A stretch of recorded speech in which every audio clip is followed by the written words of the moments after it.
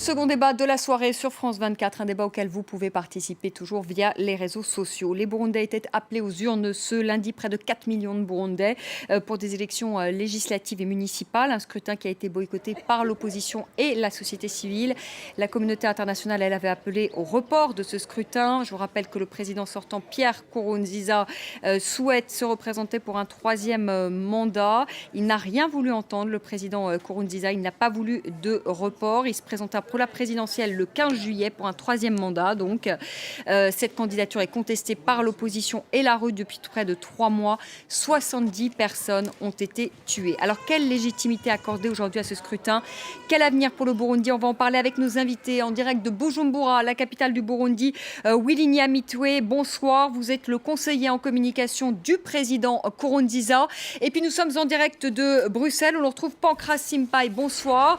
Vous êtes le coordinateur de ADC Ikibiri à l'étranger, qui est l'Alliance démocrate pour le changement au Burundi. Alors avant de commencer ce débat, on va revenir sur ces élections qui se sont tenues ce lundi avec Julien Cheida. Sur ces visages se lit l'inquiétude. Malgré le contexte tendu, ces Burundais sont tout de même venus voter. 3 800 000 électeurs appelés aux urnes dans tout le pays. Bravant le boycott de l'opposition et l'appel à reporter ces élections par l'Union européenne et l'Union africaine. Je suis venu voter parce que c'est mon droit, comme Burundais, tant que d'autres. J'ai plus de 50 ans, alors les rumeurs étaient là depuis longtemps, mais on a toujours voté. Malgré les rumeurs, il y a ceux qui restent à la maison, il y a ceux qui viennent, alors je n'ai pas peur. Peu avant 9 h ce matin, une déflagration a retenti dans le quartier contestataire de Musaga, à Bujumbura. Aucune victime à déplorer, mais la peur gagne certains Burundais. Ces électeurs, par exemple, s'empressent d'effacer les traces de leur vote par crainte de représailles. Je lave mon doigt parce que je ne veux pas qu'on sache que j'ai voté dans mon quartier. Là-bas, c'est dangereux. En mai dernier, un important mouvement de contestation touchait le Burundi. Une colère provoquée par la candidature du président Pierre Nkurunziza à un troisième mandat controversé sur le plan constitutionnel. L'élection, qui aura lieu dans 2 semaines, est contestée au sein même du parti présidentiel. Le président de l'Assemblée nationale, numéro 2 de l'État, a fait part de son opposition à cette candidature de Bruxelles, là où il se trouve en exil. Depuis le début des violences, plus de 120 000 personnes ont fui le pays. Depuis Bujumbura, Willy Nyamitwe, bonsoir. Comment s'est déroulé le scrutin aujourd'hui, Oui, bonsoir. Le scrutin s'est bien déroulé aujourd'hui. Les électeurs sont allés très tôt dans les différents bureaux et centres de vote. Et finalement, la vérité a fini par triompher. Le pouvoir de Bujumbura a toujours dit que les Burundais voulaient aller aux urnes, coûte que coûte, que les Burundais voulaient remplacer les institutions démocratiquement élues en 2010 par d'autres en 2015. Mais l'opposition, qui ne préparait pas les élections, mais préparait la rue et voulait une transition à tout prix, eh bien, finalement, c'est la vérité qui a triomphé. Les Burundais sont massivement allés aux urnes. Pancras Simpay, vous venez d'entendre Willy Nyamitwe depuis Bujumbura qui affirme qu'il y a eu une forte participation à ces élections législatives et communales que vous avez décidé de boycotter.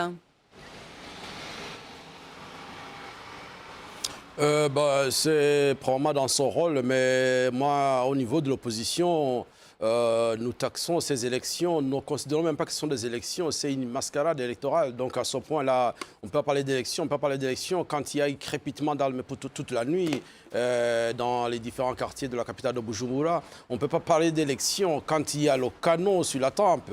On ne peut pas parler d'élections quand vous avez une commission électorale qui est confondue avec le pouvoir. Est-ce qu'on peut parler des élections quand nous avons plus de 200 000 compatriotes burundais qui sont exilés? Est-ce qu'on peut parler d'élections quand vous avez toute l'opposition, presque toute l'opposition qui est traquée, qui est cachée? Est-ce qu'on peut parler d'élections quand il y a en silence radio?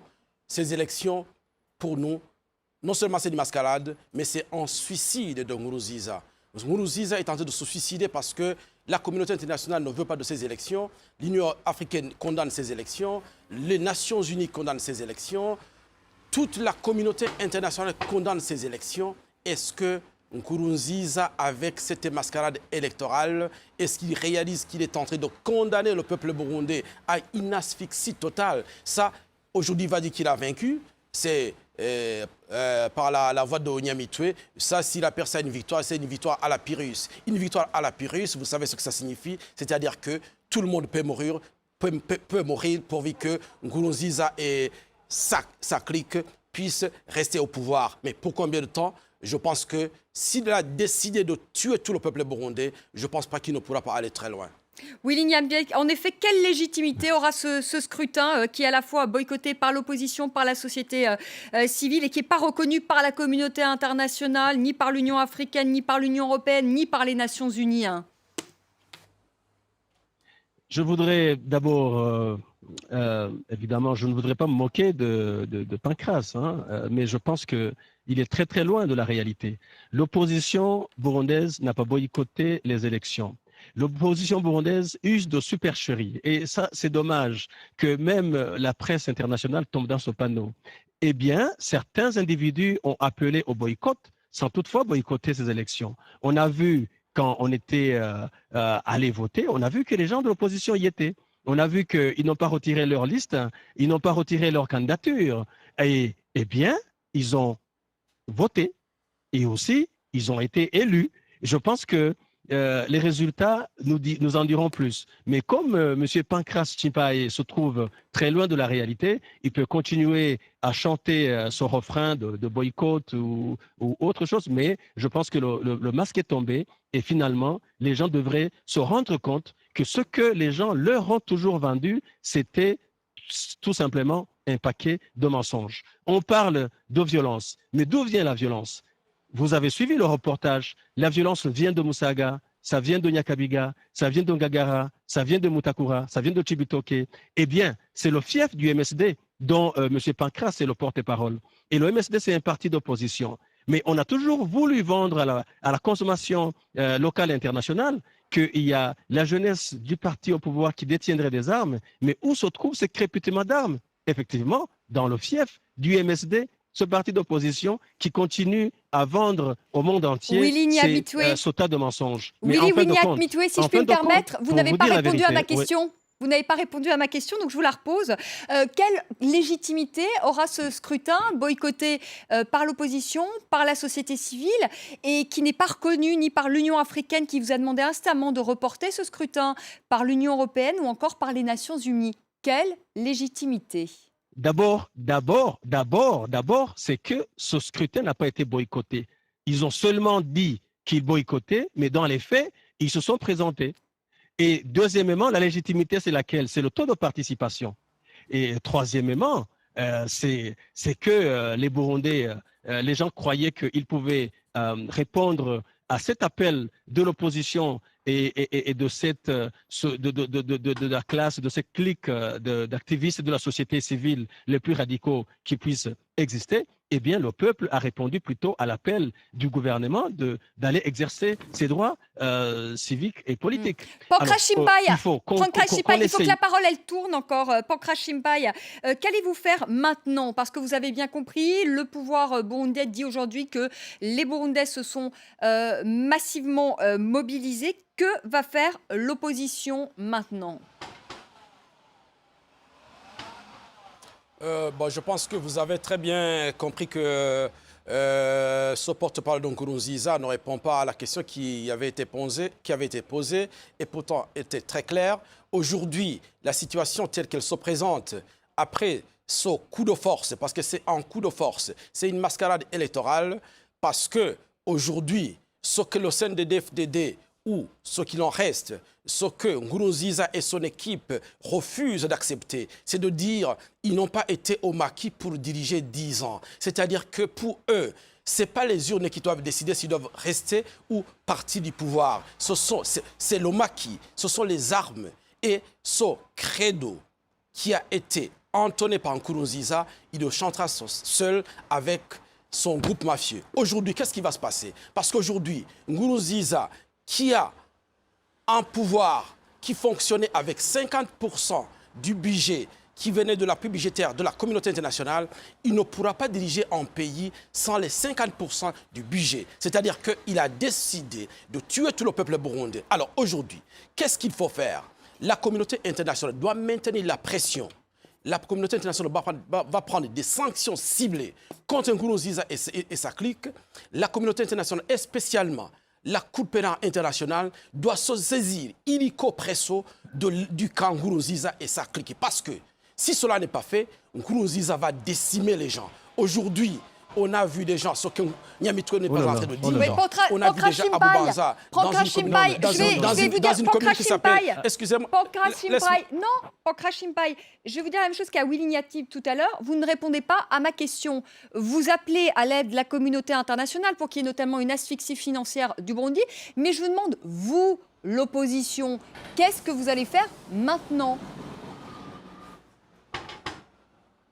Aujourd'hui, face à ce coup de force, au niveau de l'opposition, nous allons demander au peuple burundais, qui, dans sa grande majorité, refuse cette mascarade électorale, de faire une désobéissance, de ne pas du tout obéir à ces putschistes qui vont, dès aujourd'hui, présider à la tête du pays. Mais ça veut dire quoi, de la désobéissance civile? Ça veut dire quoi, concrètement? Ici. Désobéissance civile, ça veut dire quoi, concrètement? La désobéissance, désobéissance civile, c'est-à-dire ne pas respecter les ordres qui émanent de ces institutions putschistes. 2. Nous avons la chance que le numéro 2 du pouvoir de Bujumbura, en l'occurrence le président de l'Assemblée nationale, est aujourd'hui ici, à l'étranger, le président de l'Assemblée nationale, en vertu de la Constitution, parce que Nkurunziza a commis un acte de trahison, et à ce titre, il ne peut plus être chef d'État. Alors justement, on va l'écouter, responsabilités. On va écouter le président justement de l'Assemblée nationale sortante, qui en effet a fait défection et qui a rejoint là où vous êtes, Bruxelles, et on fera réagir Willy Niatembe depuis Bujumbura, président de l'Assemblée nationale. La Constitution, les accords d'Arusha, quand on les lit attentivement ou quand on lit les publications qui ont été faites par des spécialistes, on se rend compte que ce mandat est un mandat qui serait illégal. C'est cela que nous lui avons signifié et la réaction a été de provoquer des vexations, provoquer des humiliations à l'endroit de tous ceux qui avaient attiré l'attention du président et de notre parti. Willy Niatib, 2 des 5 membres de la commission électorale ont fui le Burundi, tout comme le 2e vice-président burundi, Gervais Rufyikiri. Un autre vice-président a fui, Bernard Buzokoza, aujourd'hui le président de l'Assemblée nationale. Comment expliquez-vous toutes ces défections ? Je pense qu'il y a un mélange de choses et peut-être un conglomérat d'intérêts sectaires qui essayent de venir se confider dans ce débat. Mais à un certain moment, il faut qu'on comprenne une chose. Comment un président d'une Assemblée nationale sortante, qui est en fin de mandat, le dernier jour, quand il sait que le lendemain, on va voter pour une autre Assemblée nationale, un président d'une Assemblée nationale qui a tout fini, qui a fait passer toutes les lois, qui a même aidé, contribué à compléter l'équipe de la CENI, les 2 qui avaient fait défection, effectivement. Comment est-ce que quelqu'un qui a tout fini, qui a reçu tous ses salaires et qui part et qui dit « il fuit ». Mais vous comprenez quand même qu'il y a manipulation de l'information. Mais un président de l'Assemblée nationale qui attend le dernier jour parce qu'il sait qu'il n'est sur aucune liste électorale du parti CNDD-FDD. Eh bien, vous savez, je voudrais quand même vous dire une chose. Mais ça en fait du monde. Willy Niatmitwe, ça en fait quand même du monde. Bon, là, vous trouvez, vous nous expliquez le départ du président de l'Assemblée nationale, mais moi, je vous ai donné aussi le nom de 2 membres de la commission électorale qui ont fui, de 2 vice-présidents qui ont fui. Ça commence à en faire quand même du monde. Oui, je comprends, mais essayez aussi de placer les choses dans leur contexte. Au Burundi, nous avons notre forme de démocratie qui n'est pas une démocratie comme la vôtre. Quand des personnes peuvent venir de différentes formations politiques pour former certaines institutions et que quand les gens continuent à suivre l'appel qui leur est lancé par leur formation politique d'origine ou qui mettent en avant peut-être certains intérêts sectaires ou qui défendent des intérêts sociologiques. On comprend. Il peut y avoir des gens qui partent, mais d'autres prennent la place et entrent dans ces institutions. L'essentiel, c'est que la machine continue à tourner. Nous avons connu cela dans le passé et on continuera à en avoir. Vous avez parlé de Bernard Bosokoza. Je vous apprends que Bernard Bosokoza a été destitué. Et peut-être vous vouliez parler de Ruffikiri, qui lui aussi se trouve dans la même situation que l'actuel président de l'Assemblée nationale. Il était en fin de mandat, il a participé au dernier Conseil des ministres et le dernier de cette législature, et puis enfin, il est parti. Rappelez-vous que ce soit M. Gervais Ruffikiri, que ce soit le très honorable puis Nadir Hagnouma, ils sont tous de nationalité à la fois burundaise et belge. On ne peut pas manipuler l'opinion en disant qu'on a fui en Belgique, mais on est rentré chez soi. Pancrase Chimpai, vous appelez, on l'a bien compris tout à l'heure, le peuple burundais à la désobéissance civile. Est-ce que c'est pas un peu facile, finalement, quand on vit en exil à Bruxelles, de demander au peuple burundais de désobéir et de prendre peut-être des risques? Est-ce que votre rôle, ce ne serait pas d'être dans votre pays? Vous savez, madame, la situation... le rôle qui est le nôtre, c'est de plaider pour la cause du peuple burundais. Le rôle qui est le nôtre, c'était d'être effectivement sur place. Mais la dictature de Bujumbura tue. Elle a déjà tué plus de 100 manifestants. Elle a déjà emprisonné plus de 2000 manifestants. Elle a déjà exilé plus de 200 000 personnes, 200 000 Burundais.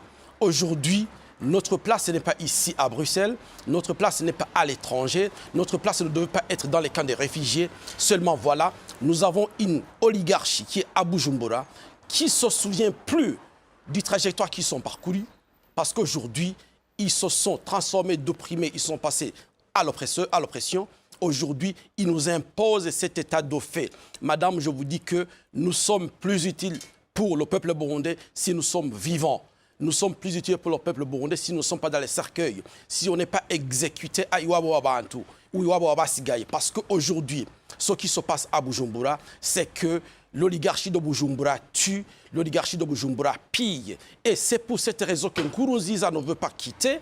Nkurunziza et sa clique veulent rester parce qu'ils ont des mains sales, ils ont des crimes de sang, ils ont des crimes économiques et ils redoutent la justice qui doit s'abattre sur eux. Mais je vous le conjure, madame, la situation telle qu'elle se présente aujourd'hui, la mascarade électorale qu'on a vue aujourd'hui est une insulte pour le peuple burundais, est une provocation, c'est un dédain pour le peuple burundais. Et je vous en conjure, le peuple burundais saura répondre à la juste mesure de cette insolence. En tout cas, on verra si le peuple burundais suit votre appel donc à la désobéissance civile.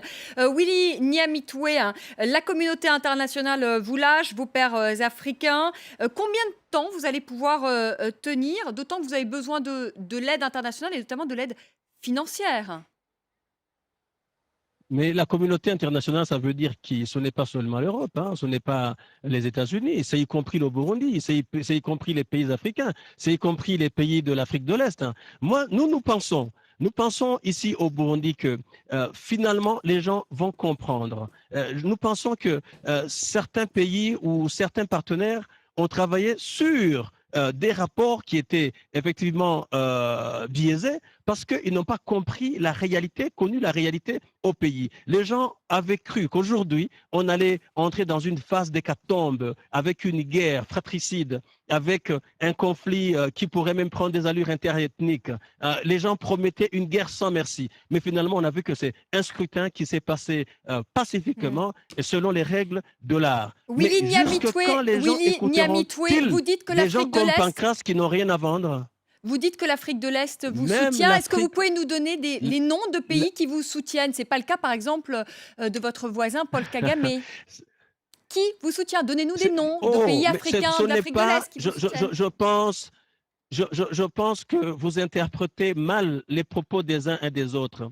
Si le président rwandais a fait une déclaration ou une autre, c'est toujours dans le sens de la démocratie. Il a dit, si vous voulez que je vous répète ce qu'il a dit, mais si quelqu'un ne veut pas de vous, pourquoi voulez-vous rester et diriger ce peuple? Mais alors, comment est-ce que le peuple démontre qu'il ne veut pas un dirigeant? C'est par la voie du vote, c'est par la voie des élections. Quels sont les pays africains qui vous soutiennent? Électoral, Quels sont les pays d'Afrique de l'Est les qui vous pays africains, soutiennent? Donnez-nous des noms. les frères africains et même les pays occidentaux finiront toujours par nous comprendre parce qu'ils nous comprennent maintenant. Ils avaient cru qu'on allait dans une guerre, qu'on fonçait droit vers une guerre ou une hécatombe. Ils ont compris que ce qu'on leur avait vendu était faux. Attendez et vous verrez, parce que l'important, c'est la vérité. Alors, on attend à la voir. On arrive compagnie, bientôt au terme de ce débat. Pancras Chimpai, encore un dernier mot à tous les deux. Pancras Chimpai, rapidement, est-ce que le dialogue est définitivement rompu avec le pouvoir ou vous êtes prêt encore aujourd'hui à dialoguer pour trouver une solution de sortie de crise? Vous savez, madame, dans tout conflit, dans tout pays, la fin de tout conflit, c'est toujours autour d'une table. Mais c'est précisément la faiblesse de ce pouvoir. Ce pouvoir n'a pas la force du dialogue. Ce pouvoir, il privilégie beaucoup plus la force du canon plutôt que la force du débat. Et c'est ça sa faiblesse. Vous comprenez même quand ce porte-parole de Nkurunziza, quand il vous répond, il veut prendre tous les enfants du bon Dieu pour les canals sauvages. Il prend la communauté internationale comme des gens qui ont été malmenés, plutôt manipulés, qui ne connaissent pas la réalité, les Africains qui ne connaissent pas la réalité. Et vous savez, ce qui est heureux dans ce conflit, c'est que nous avons affaire à des gens qui ne savent pas effectivement l'étendue ou la dimension du problème. Nous avons affaire à des gens qui n'ont pas une lecture exacte. Ils croient que le monde s'arrête à Rukoko, ils croient que le monde s'arrête sur le lac Tanganyika, et c'est ça, c'est cette faiblesse qui va les perdre. Parce que là, nous sommes très heureux, parce qu'ils veulent larguer tout le Pancras monde. Chimpai, un dernier mot pour vous, pour clore ce débat. Est-ce que merci Pancras Chimpai d'avoir été avec nous. Willy Nyamitwe, pour clore ce débat, est-ce que les négociations sont encore possibles ou est-ce que le dialogue est définitivement rompu avec l'opposition? Le dialogue ne peut être rompu. Le dialogue est notre force. Nous avons toujours gardé le fil du dialogue. Et M. Pancras Chimpai le sait. Il sait bien que même quand j'étais en Europe dernièrement, il était le premier à dire que je me cachais. Il était le premier à amener les gens à manifester contre moi. Mais finalement, nous nous sommes retrouvés sur une table. Il essayait de se cacher, mais on était ensemble. On jasait, on discutait. Ce n'est pas en racontant des calembredaines toujours à l'antenne ou par des écrits multipliés via le web qu'on peut convaincre le monde entier. Tôt ou tard, le monde finit par découvrir la réalité. Merci beaucoup. Merci Willy Nyamitwe d'avoir été avec nous depuis Bujumbura, la capitale du Burundi. Merci à vous, Pancras Chimpai, d'avoir été avec nous depuis Bruxelles. C'est la fin de ce débat. Merci à vous de nous avoir suivis. Très belle soirée. Je vous retrouve demain soir à partir de 18h heure de Paris. Tout de suite, le journal sur France 24.